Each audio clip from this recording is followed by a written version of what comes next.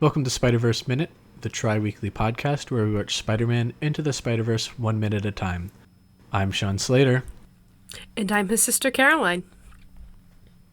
And today we're watching Minute 9, which opens with the new girl letting Miles down gently and ends a minute later with Miles looking longingly out into the city. Letting Miles down gently. Yeah, I feel like I've been tricked. At the end of last minute, she said she liked his joke. And then now, she's all here going, actually, it wasn't funny. Why did you say you liked it then? But that's why she left. It's not how laughing works. Yes, it is. Rude. You laugh when something's funny. Or non-funny. It's a non-joke. That's a form of comedy. Anti-jokes are funny, though. It can't be funny if it's an anti-joke. It's an anti-joke. They're still funny. But it was nice that she was like, I'll give her credit for at least admitting that it was a smart joke. So nice she liked it. It wasn't funny, but it was smart. Mm-hmm. Which made it funny. Yeah. Oh, I forgot to say what I named this minute. Oh, yeah. Sorry for going on my little rant there. No, it's okay. I was kind of the one who brought it up. So we're keeping consistent. I have named this minute Miles failed failing. You like that one, huh? Yeah, I do like that one. I also, back to the new girl and Miles. Letting him down gently. Yeah, she's at least nice about it. I like how right after the teacher shushes them, the new girl glances over at Miles, and then he, notices it, and you can kind of see his, it looks like, his mouth opens a little bit. It looks like he might be kind of, smile a little bit, and then he looks back away, and then it cuts away to his failing at failing. Thank you for using my title. You're welcome. So should we talk about the reason this minute has been titled Failed at Failing? Yeah. So Miles is standing in front of the teacher's desk, and before I talk about the quiz, I just need to point out the huge stack in the homework bin. Yeah. That teacher has so much homework. She's going to have to grade. It's so big. That made me laugh. But yeah, okay. It does look like that stack might have a couple books in it. So does that mean she's gonna have to grade the books? I doubt it. She is a physics teacher after all. Good point. But yeah, I'm concerned that so she slides it down to him. It looks like a 0, and he's like, "Oh, maybe you have to, kick me out, send me back to my old friends." And it's that couple more of those. Him kind of giving up. Yeah, him giving up. Him wanting to go back to what he's comfortable with and what's normal. What feels normal for him. Mm-hmm. But at the same time, yes, the chance of getting guessing 50-50 on the test. If someone with a blindfold guessed on a true or false answer sheet, what percentage would they get? Yeah, there was probably a couple that he might have thought were wrong and guessed right. Mm-hmm. I don't know if he deserves 100 on that. I would feel like yes, but there's also a 50-50 chance that he guessed on a couple of them. It's true. And guessed right. Yeah, I thought that too. It was there's not even really a good chance that the person guessing blind is actually going to get 50% of them right. I mean, there's a 50% chance that he would get them. Yeah. Yeah, I do understand the point she argues, but yeah, I thought that too, and I'm like, But But that's not how probability works. exactly. It's like, that's not how that works. Um, Since you brought up the test, did you notice the date on the test? yeah, Decemberary? Decemberary? Like, what kind of backwards world is this? This is clearly not. I mean, I know what kind of backwards world it is. This is one where superheroes exist. It's just another odd thing that, like, what are the other months called? Like, do they have a February yeah. or a December? Like, are there 13 months and this just happens to be the 13th? Are there, Like, I'm 12 so month and curious. December is Decemberary? Like, is February like Februember? Febember? December? Yeah, Febember? Or, is it like October and October? Is August called like Julius and July called like Octavius? So many questions left unanswered. Yeah. These are the hard-hitting questions Yeah. that we need to know. Yeah, no, that date I thought was fun. But I'm like, oh, okay. Maybe Decemberary isn't even like a winter month in this universe. It's like fall here, although snow does show up later. Yeah, like if this is considered part of the same day, it would be like August-ish. But if we're assuming some sort of passage of time, I'm pretty sure this is still like September-ish, August-ish time frame, because of reasons we'll get to in a future minute. But in some future minutes. But the movie doesn't take place over a very long period, and if it's only the second week of school, then they either start really, really late, Decemberary doesn't happen when December or February exists, or Decemberary is like in between September and August and September. They could start late. Like my college started late. We didn't start classes until October. Yeah, that's a possibility. So maybe they're just like that. And it was a school that started in Yeah. New York, so even better. Yeah. Also, the line she says after she gives him the 100 is, "You're trying to quit, and we're not going to let you." I'm not gonna let you. Sorry, you're right. In the script, she says, "I'm." In the commentary,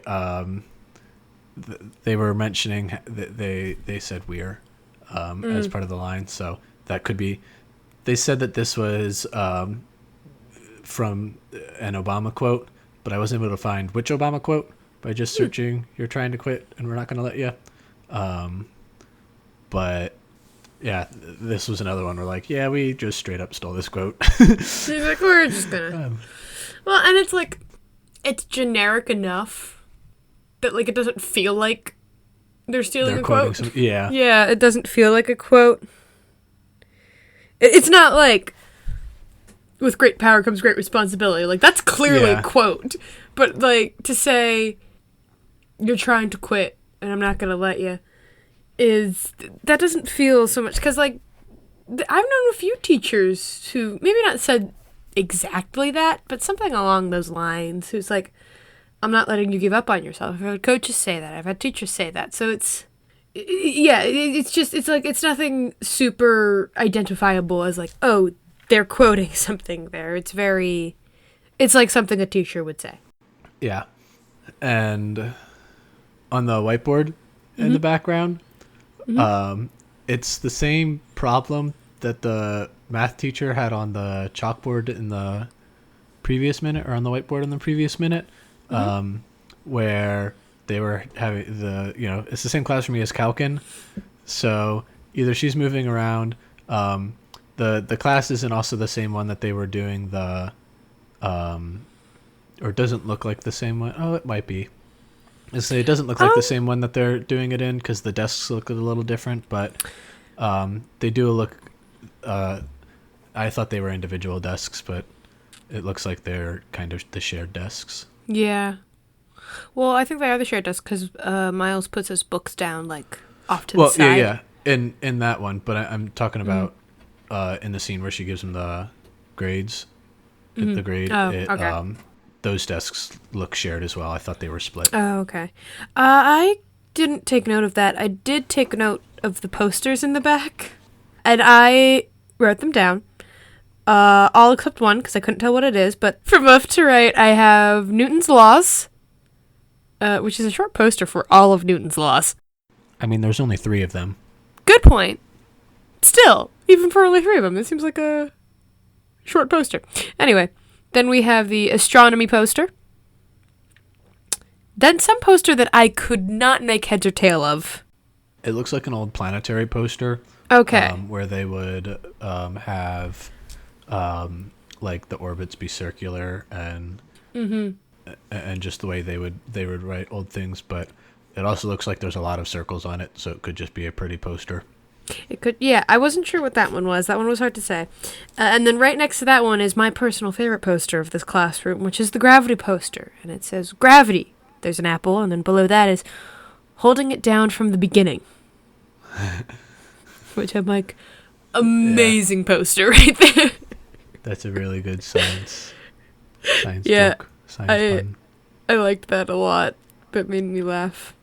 One thing we forgot to mention a little bit when Miles was talking with the new girl is if you watch in the video in the back with Dr. Olivia, the collider appears. Yeah, it appears at the end of the at the very end of the last minute. No, she mentions it in the last minute. She's standing in front of it as well in the last one. You can't really tell because it's not that like front on shot, but it's a continuation of the the this one you see them working on it. Yeah. At least, and I'm like, oh hey, that's cool. But I want to just bring that up too because it's like, oh, there's the collider again. You know. Yeah. Subtle.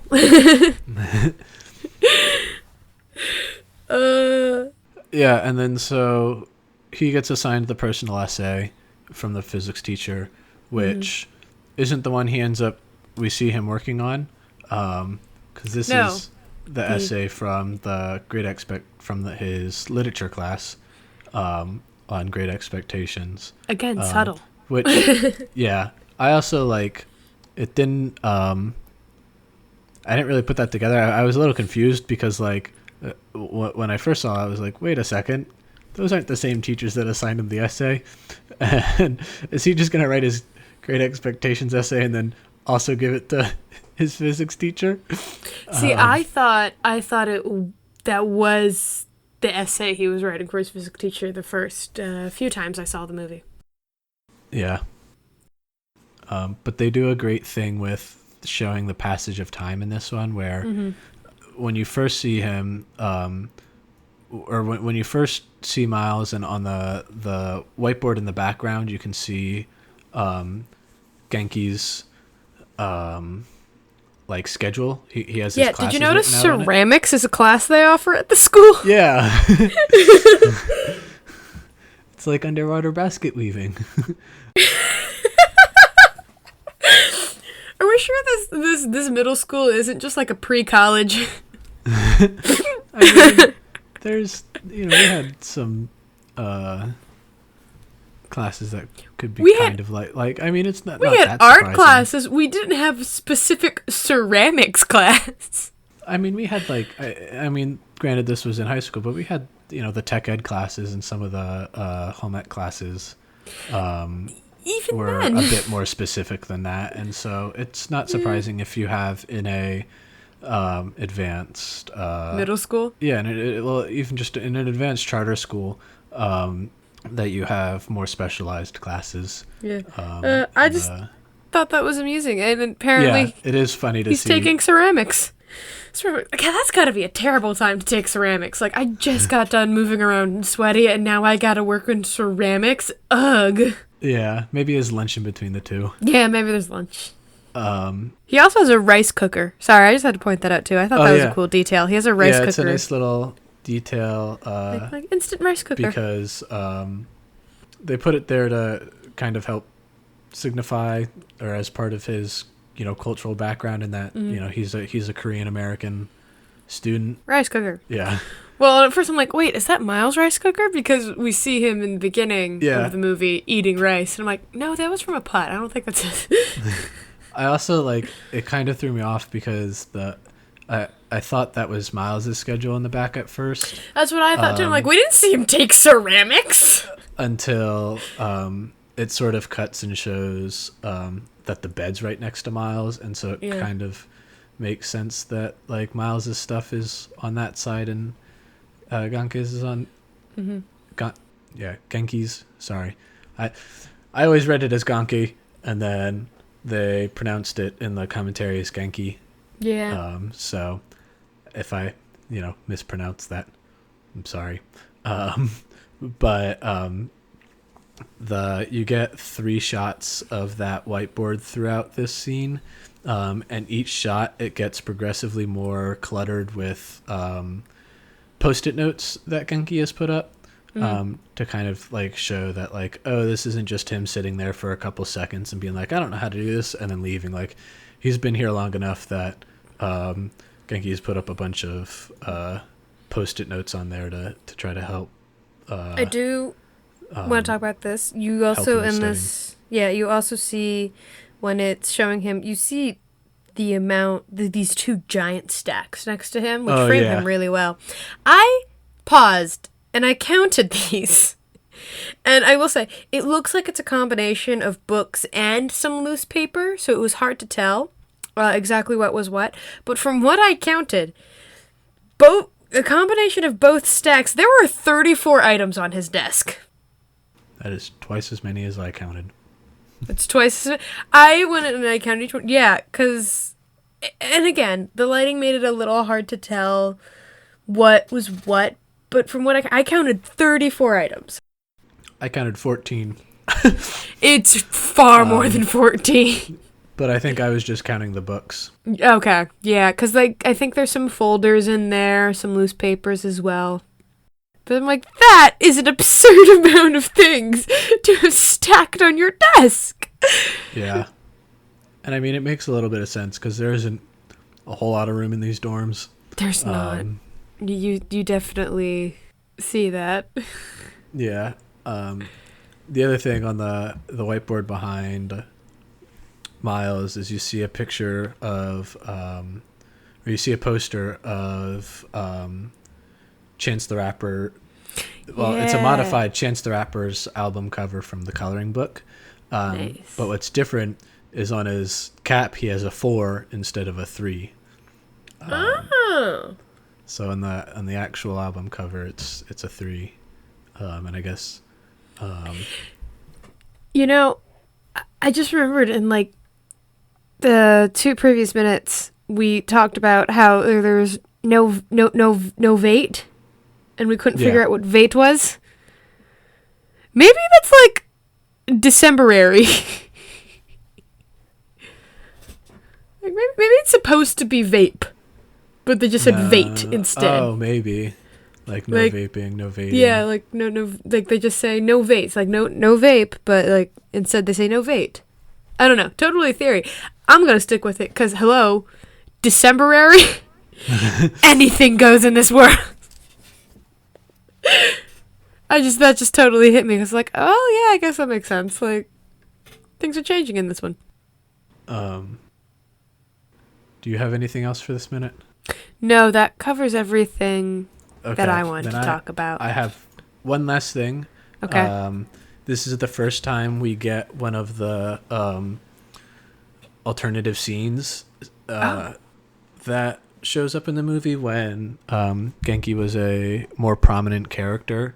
He actually has real speaking lines in that version of the movie, and he eventually goes on and goes on the adventure with Spider-Man and Miles a bit more, Miles and whatnot a bit more. But in the theatrical release, he pretty much all of his scenes got cut just because of trying to condense the story a bit better. But so the scene we get is Miles is still sitting there trying to work on his essay, and you see Genki laying in bed, and like he's got a sleep mask on, and he's already like trying to get to sleep. And Miles asks, he's like, "Hey, can you help me on this?" And Genki replies, "When I'm not trying to sleep, yeah, you got this, man." Aw, how supportive. Yeah, and so it's sort of that like, someone who's. It's the first time we see like verbal support towards Miles, being like, "No, you can do this." Like, even though these great expectations are put on you, Yeah. you're able to live up to them, and it's something we don't see for until next minute. Yeah, that's super sweet, and I do like that idea, but I'm at the same time I'm kind of glad they decided to cut it, because I think it helps with the story they're trying to tell in this movie anyway. Yeah, it's definitely a slightly. I mean, obviously it's a different movie, but Yeah. it's a different movie with the different scenes in it.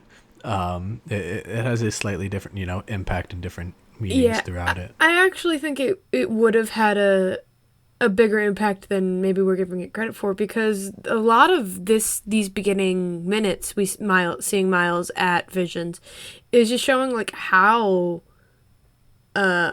almost isolated and stressed he is with all of this.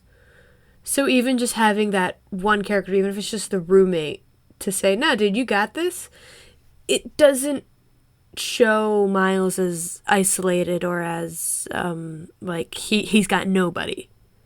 It's like, oh, he's got his roommate, and at least from the way that you read the lines. Now maybe they did it differently, but I doubt they would have really been able to do it more dismissive. But it shows that like he has at least someone. It's said in a supportive way. Yeah, so it does change the tone, and I think it would change Miles's character, even Miles's situation, enough that it would have, like, if everything else was kept the same and even just adding that part changed. I don't know if this story would have been as strong as it is, because then people are like, well, he has someone, he has his roommate, why is he like acting like he's all alone and stuff? Yeah. Where when he doesn't have it, it's like, okay, no, you can see Miles, like, he feels alone. Like, no one's really shown him, like, that support. Where you show someone supporting Miles, and it's like, he's got someone, just go talk to his roommate. And, like, then you could argue that they're not that close, but it's like, he clearly shows it's supportive. So, I'm glad they cut it. But I also do genuinely like the idea of his roommate being super supportive and stuff. Yeah. I went off a lot there. Sorry. That's fine. So that's all I have for this minute. Is there anything else you wanted to bring up? Nothing, except I love how they have, when Miles is looking out the window longingly at the city with a small smile, I like how they have it in like this golden hour. Yeah. It's a really pretty, framed image. Yeah, it's very pretty. I like it a lot. Well then, since that's everything, thank you for joining us. If you want to get in contact with us, you can reach out to us on Twitter at SpiderVerseMin, M-I-N, or on Facebook, Instagram, or YouTube, where we're Spider-Verse Minute. You can also email us at podcast@spiderverseminute.com. Thanks for listening, and we'll talk to you guys on Monday. See you then.